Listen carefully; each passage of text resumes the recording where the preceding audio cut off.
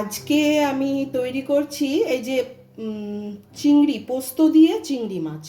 যদিও এটাকে পোস্ত চিংড়ি বলছি, তবু একটু সর্ষেও লাগবে, সর্ষে বাটা। চিংড়ি মাছটা আমি নিয়ে এসেছিলাম 2-3 দিন আগে, বাজারে গিয়েছিলাম, খুব অল্পই চিংড়ি পেয়েছিলাম। সেই চিংড়িটা অল্প তো বটেই, তার সঙ্গে খুব ছোটও ছিল চিংড়িটা। তো আমি নিয়ে এসেছিলাম, তবু মেয়ে দুটো ভালোবাসে খেতে, সেই কারণে। তো সেইটা দিয়েই আজকে এই পোস্ত চিংড়িটা বানাবো। যদিও এটা আমি তৈরি করছি, মানে আমি ঠিক জানি না, এটা আমার মায়ের রেসিপি। আমি আমার মায়ের থেকে শুনেই, মা ঠিক যেভাবে বানিয়েছিল আমি ঠিক সেইভাবেই বানানোর চেষ্টা করছি। চিংড়ি মাছটুকু ভাজবো, এই জন্য এই সর্ষের তেলটুকু দিয়েছি। আর এই রান্নাটা সর্ষের তেলেই হবে। তেলটা একটু গরম হোক, আমি দেখিয়ে দিই আপনাদের। এই যে এই সর্ষে বাটাটুকু নিয়েছি, এতটা লাগবে না সর্ষে বাটা, আমি 1 থেকে 1.5 চামচে দেবো চিংড়ি অনুযায়ী। আর পোস্ত বাটা এইটা পোস্ত বাটা, এর মধ্যে 2টো কাঁচা লঙ্কা পেস্ট করে নিয়েছিলাম।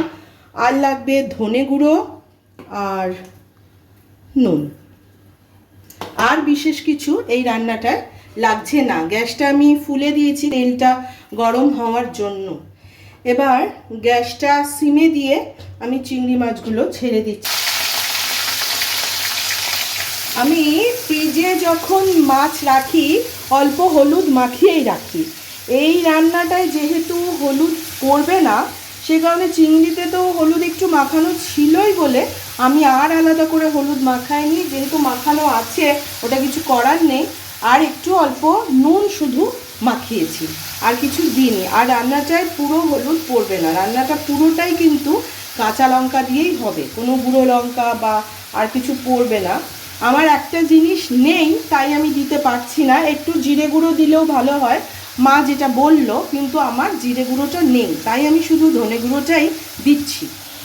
চিংড়ি মাছগুলো সাতলানো হয়ে গেছে, এবার আমি এই যে তুলে নিচ্ছি। চিংড়ি মাছগুলো তুলে ওই তেলেই আমি পোস্ত বাটাটা দিয়ে দিচ্ছি। পোস্ত বাটাটা একটুখানি,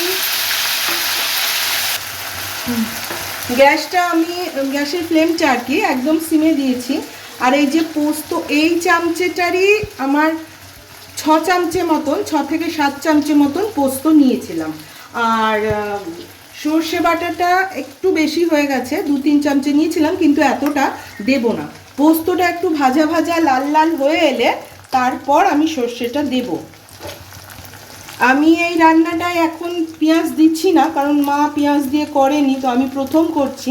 মা যেভাবে করেছে আমি ঠিক সেইভাবেই করছি। কিন্তু আমার ইচ্ছা আছে পরে একটু বড় চিংড়ি আবার এনে আমি একটু অল্প পেঁয়াজ কুচি দিয়ে একটু দেখব কেমন হয়।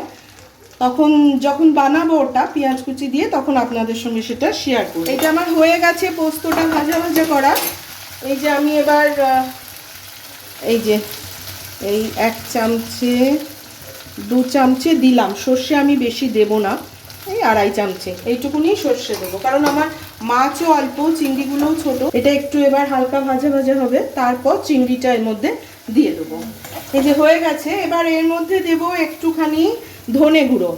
আপনারা জিরে গুঁড়ো দেবেন, আমার জিরে গুঁড়োটা নেই, ফুরিয়ে গেছে। এই যে এইটুকুনি ধনে গুঁড়ো দিচ্ছি। আর এটার মধ্যে লবণটা এখন দেব না, চিংড়িটা দিয়ে জল দিয়ে একেবারে লবণটা দেব। আমি না লবণ লবণ বলতে পারি না, আমি নুনই বলি, তো আপনারা কেউ কিছু মনে করবেন না। আর এই আপনি আপনি করে বলাটাও খুব আমার কাছে অসুবিধা, মানে আমি অত আপনি আগে, যাই হোক, তবু চেষ্টা করছি আপনি করেই বলার। না হলে তুমি করে বলতাম, হয়তো কয়েকটা ভিডিওতে শুনেছেন আমি তুমি করেও বলেছি আর কি। তা তো আমার বন্ধু, তাহলে বন্ধু বলো, বোন বলো, দিদি বলো, যাই হোক, তো তাদেরকে আমার ফ্যামিলি যদি মনে করি, তাহলে সেখানে তাদের তুমি বলতে কিসের অসুবিধা। আচ্ছা, এবার চিংড়িগুলো দিয়ে দিচ্ছি এর মধ্যে।